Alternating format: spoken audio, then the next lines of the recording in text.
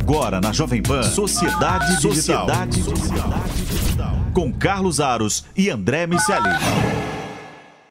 Sociedade Digital no ar, a ponte aérea mais tecnológica do seu rádio e também da internet, para você que está nos acompanhando por imagens no Panflix ou no canal da Jovem Pan no YouTube. O programa de hoje vai falar sobre você, consumidor, e como as empresas têm trabalhado cada vez mais para oferecer uma experiência melhor para a sua jornada, né? Aquele momento em que você nem imagina que vai consumir um produto, um serviço, mas que já começou esse processo, ou quando você já está dentro desse processo de envolvimento ali, de interação com a empresa e as ferramentas que ela usa para garantir que você tenha o melhor momento para realizar a compra, a fidelização, o retorno do cliente. A gente vai falar muito sobre isso com base em alguns estudos que foram produzidos recentemente e que oferecem perspectivas para todo esse cenário.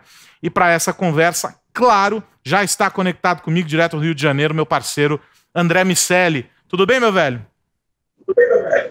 E aí, meu amigo, tudo bem? Como estão as suas experiências de compra? Pois é, você roubou a minha pergunta. Eu ia fazer exatamente essa pergunta para você. Mas eu vou dizer que as minhas, elas oscilam. Há momentos em que a experiência é muito boa e há momentos em que tem muito atrito, tem muito ruído nesse processo. E o mais curioso de tudo isso é que os mesmos fatores, e aí eu vou elencar dois, a gente vai falar muito sobre eles aqui, os outros vários, os mesmos fatores que contribuem para que essa experiência seja positiva ou negativa, aparecem, né, nesses dois cenários. Então, a gente tem o processo da empresa para oferecer esse atendimento, ele é fator determinante, né, a preparação da equipe, as etapas para fazer com que isso ocorra, e o investimento em tecnologia, ferramentas que deem suporte para que isso aconteça. Nos dois casos, quando erra na mão, a experiência é trágica, e quando acerta na medida, a experiência é positiva. E a gente teve uma aula disso durante esse ano, quando as empresas tiveram de abandonar uma parte, não é, dos canais de atendimento, principalmente aqueles que são os canais físicos de atendimento, e adotar os canais eletrônicos. A gente percebeu muito claramente quem estava preparado e quem não estava preparado. A Zendesk, que a gente vai citar aqui hoje, por ocasião de um estudo que faz um recorte interessante, né, do nível de maturidade das empresas para isso, produziu no começo, ali no meio da pandemia, ao longo dos primeiros meses de pandemia, um estudo que revelava justamente isso. Separando o joio do trigo, né? Quem estava preparado e quem não estava para fazer essa jornada de atendimento ao cliente, a experiência do cliente, acontecer da maneira mais tranquila possível. Porque o cliente insatisfeito é um cara que não vai voltar, né?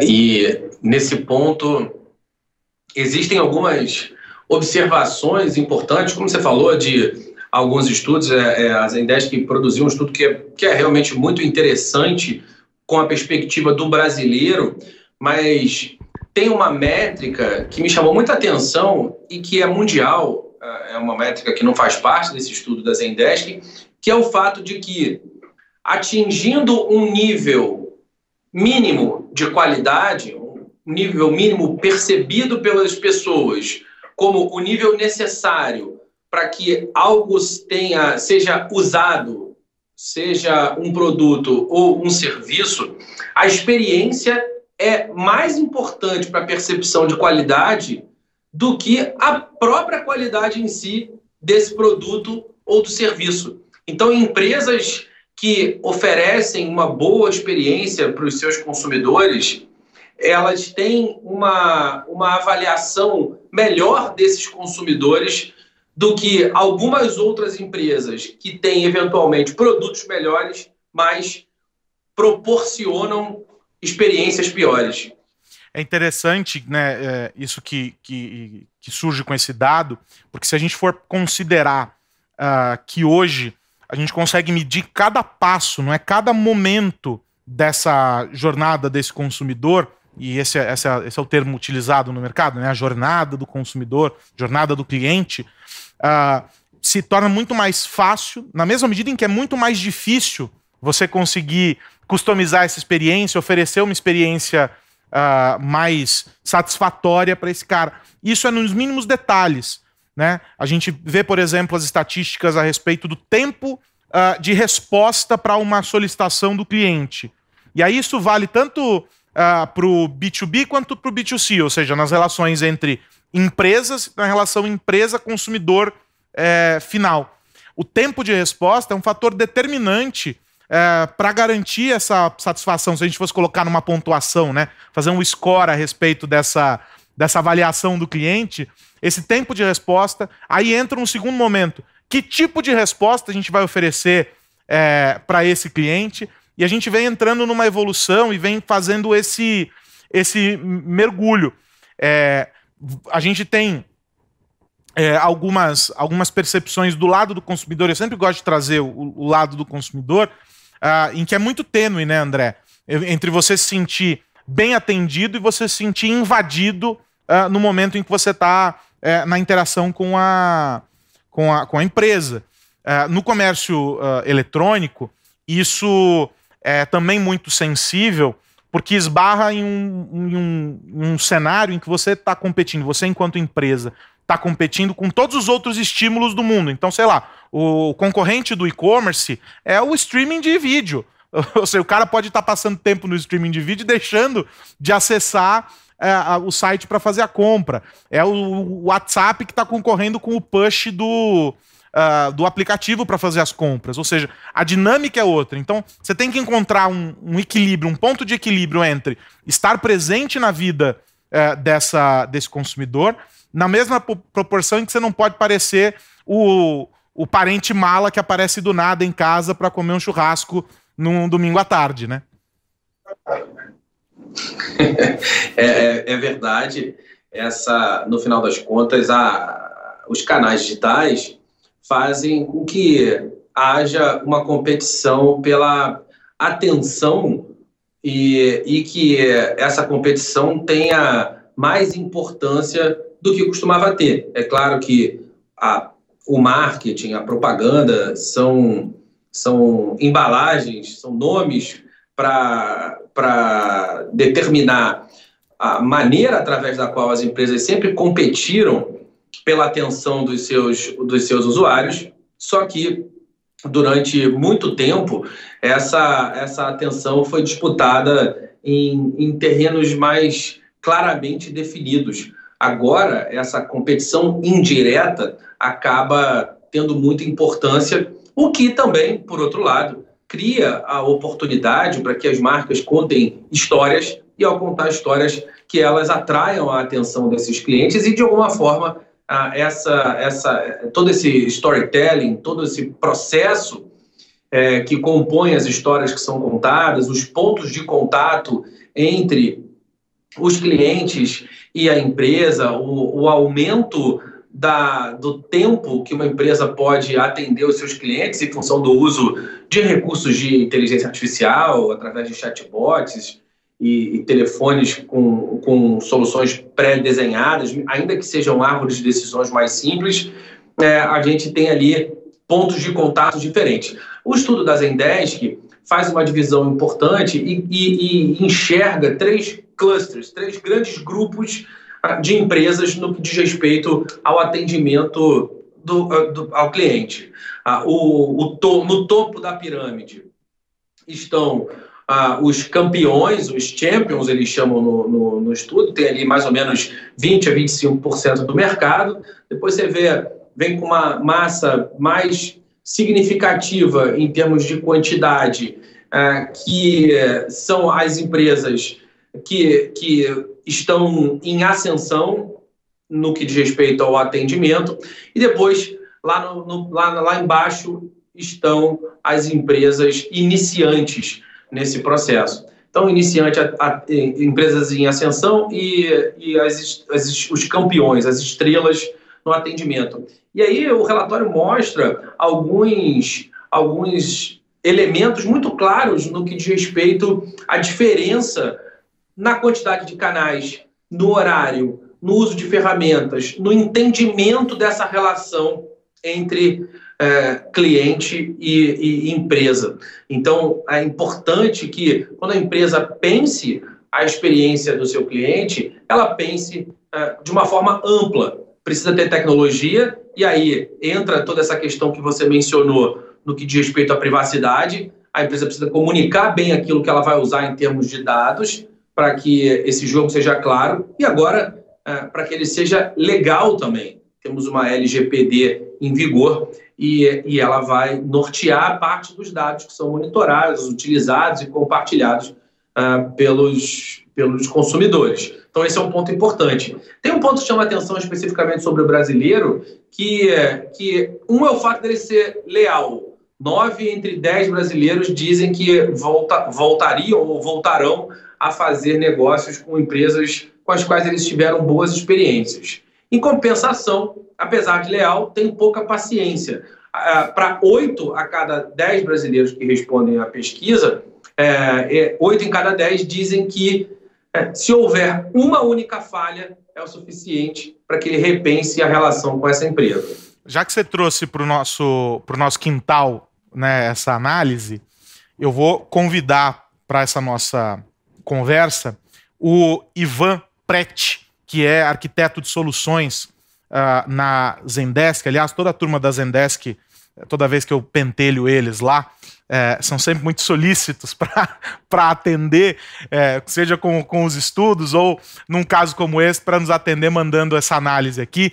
E aí eu dei o desafio para ele de resumir esse relatório longuíssimo, mas olhando para o recorte América Latina, para trazer esses insights e aí a visão deles, claro, como autores do estudo, André, sobre esse recorte América Latina e essa perspectiva do atendimento ao cliente.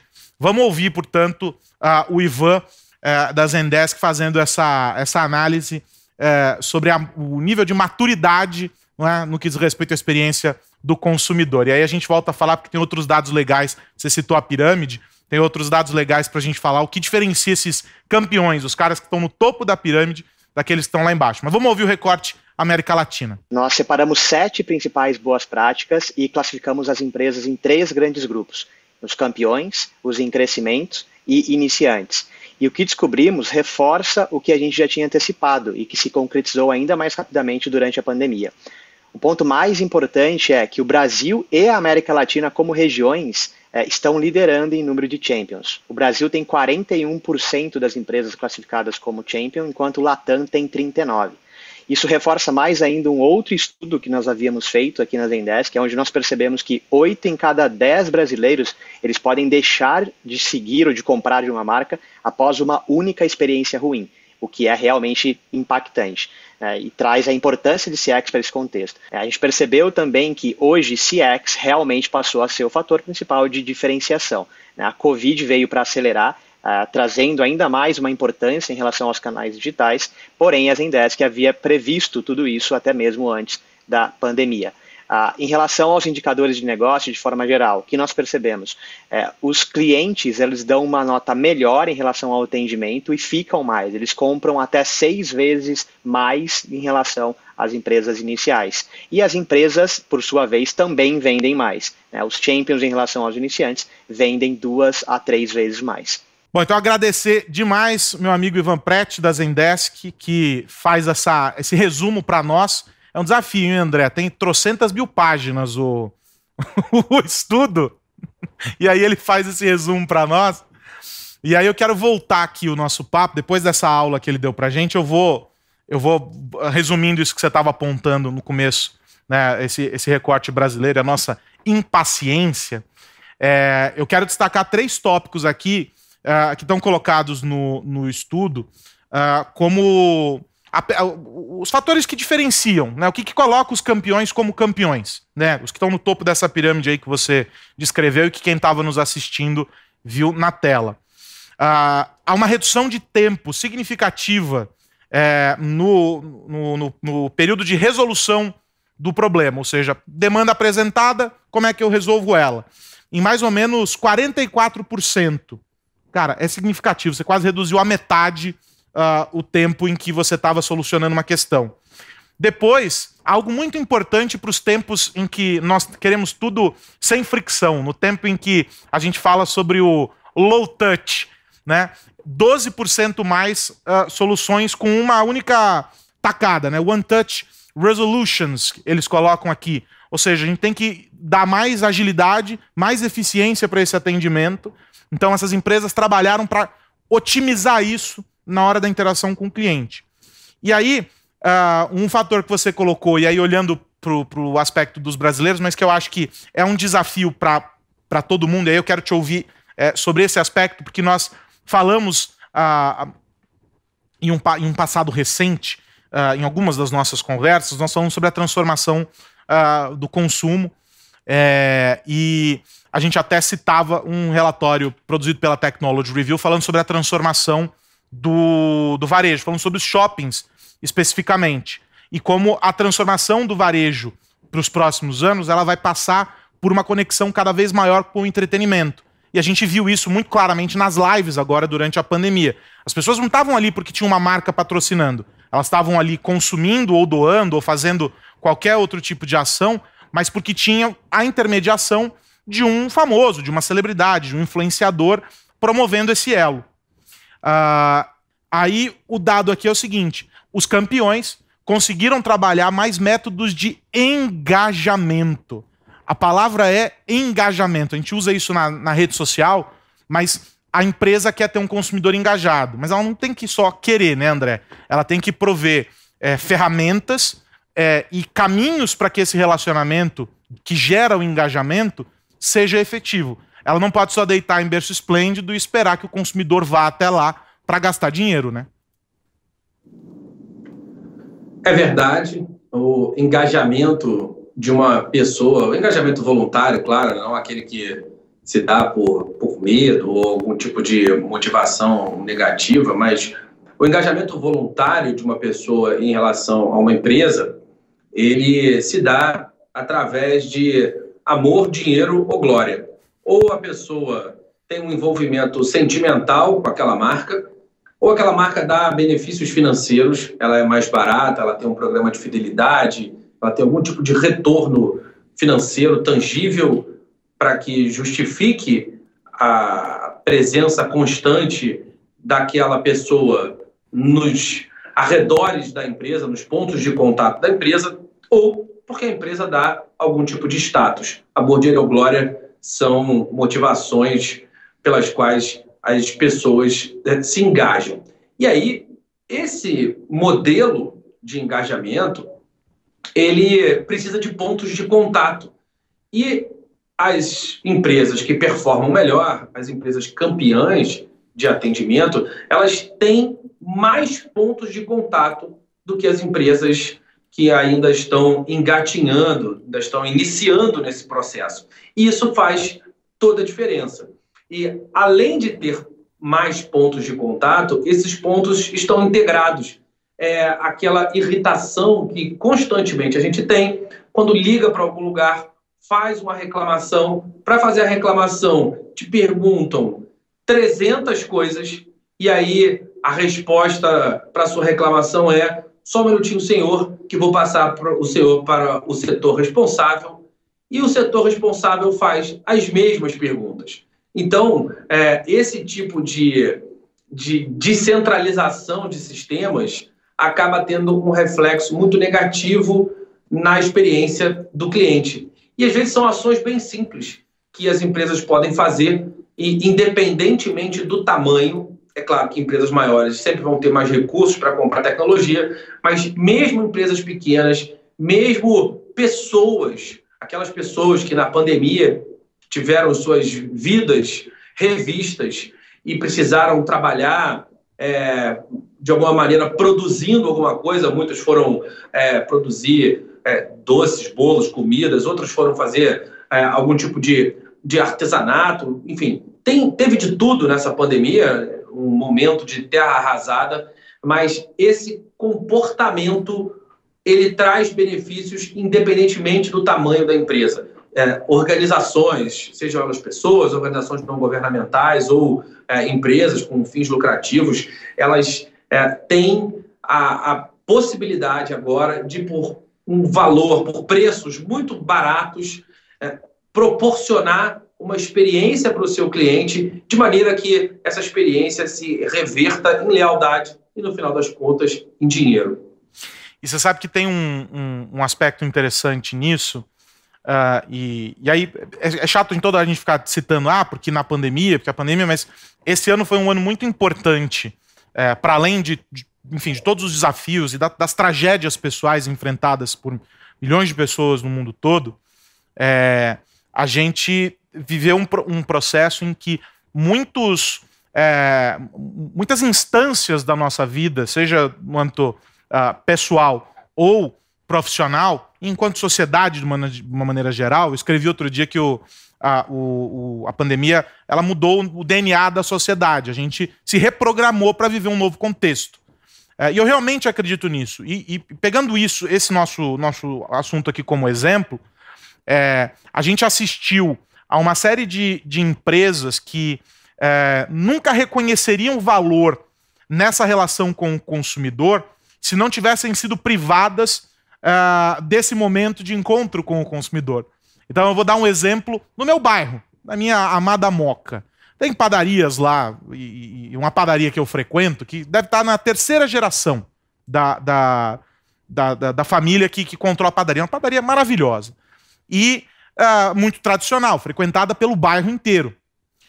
Veio a pandemia, eles foram obrigados a fechar as mesas, não podia mais ficar dentro da loja, né, ali fazendo o consumo como de hábito, era entrar, pegar as coisas e ir embora. Então eles perderam uma parte da receita que era proporcionada por esse momento em que as pessoas iam lá para almoçar ou para fazer um lanche e estavam por ali.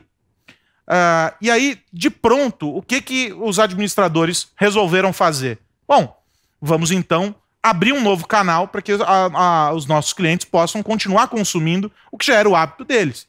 Muitos clientes mais velhos e etc. Eles começaram a fazer o delivery. E, para mim, zero surpresa perceber que no momento em que houve a possibilidade de voltar com as pessoas para dentro, ainda que com as limitações impostas pelo estado de pandemia ainda no estado de São Paulo e no município, eles preservaram o delivery, que funciona simplesmente por um número de WhatsApp que é recebido ali por algumas atendentes que foram direcionadas para outras funções. Ressignificaram as funções delas para esse atendimento. Não tinha mais gente no balcão, mas elas estavam de frente a um computador acessando por ali. E eu, óbvio, não vou dizer se a receita aumentou ou não. Muito provavelmente ela não chegou ao que era com as pessoas ali dentro consumindo. Você, no aplicativo, você tem mais tempo de pensar o consumo, não é o impulso de estar dentro da loja. Mas veja, eles mantiveram a operação e aprenderam que, além das pessoas ali no balcão e naquela conversa do cotidiano, era possível preservar para um momento de urgência a entrega, porque isso vale ainda como relacionamento. Ou seja, uma empresa que tem, sei lá, potencialmente muito mais do que 5, 6 décadas de existência, num modelo absolutamente tradicional de funcionamento, num segmento em que a gente não vê o digital com tanta força, abriu esse novo canal para fazer com que isso funcionasse. Quantas padarias como essa a gente não vai encontrar no Brasil inteiro, no mundo inteiro? Quantos pequenos empreendimentos não reconheceram o valor dessa relação com o consumidor e a necessidade de ampliar os canais de contato só depois que foram privados desse contato? Então é muito significativo que a gente viveu nesse ano sobre esse aspecto. Porque aqui a gente está falando sobre grandes empresas, até empresas médias e tal. Mas quando a gente olha no limite ali, aquele cara que não tinha nenhum computador para fazer a gestão dos clientes dele. Isso é muito, muito significativo. Isso mostra que a gente caminha numa direção em que se percebeu algo que, para as grandes corporações, já era muito fácil, né, André? A gente sempre dizia que era o cliente primeiro, e a gente já vinha falando isso porque vários estudos há anos mostram isso, e que agora isso ficou muito claro. O cliente só pode vir primeiro se a gente consegue ter contato com ele, porque senão não existe nem empresa que depende desses clientes. E o digital foi o viabilizador, e essa relação em fornecer uma experiência boa, manter esse vínculo, criar esse canal para que eles estivessem ali o tempo todo, foi condição fundamental para que as empresas se viabilizassem. Foi traumático ao mesmo tempo que abriu uma nova visão de mundo para esses empresários, né? E o que certamente vai acontecer é que boa parte dessas inovações que foram contingenciais, ou seja, novas práticas que surgiram em função daquela limitação de contato que houve no momento mais grave da pandemia, boa parte dessas inovações vão ficar. Uma parte vai ser incorporada no dia a dia, uma parte vai, inclusive, ser explorada de outras maneiras e vai haver o cliente consumindo ali por impulso e vai haver também, ao mesmo tempo, um cliente pedindo pelo WhatsApp. Os dois mundos podem perfeitamente coexistir. Foi um ano onde a gente foi obrigado a testar muitas coisas e esses testes fizeram com que a aceleração de algumas das práticas acabasse acontecendo. Nada que não iria chegar. Certamente a sua padaria adotaria o WhatsApp ou qualquer outro tipo de ferramenta de atendimento mais cedo ou mais tarde, mas a pandemia fez com que isso acontecesse mais rapidamente. O que é interessante perceber é que, de fato, existe oportunidade para proporcionar boas experiências, independentemente do tamanho. Na verdade, empresas pequenas já estavam acostumadas a tratar o cliente pelo nome. Isso era uma questão muito associada às pessoas. E aí, essas gerações que foram passando para frente comportamentos diferentes, comportamentos associados a esse tratamento mais pessoal, essas gerações foram aprendendo a lidar com grandes cadeias de empresas, grandes corporações que transformaram clientes em números. Agora está na hora dos números virarem pessoas novamente. Bom, e aí, com isso, André Miceli, preciso dizer que já estouramos o tempo, então precisamos nos despedir, lembrando para todo mundo que esse é um processo contínuo, né?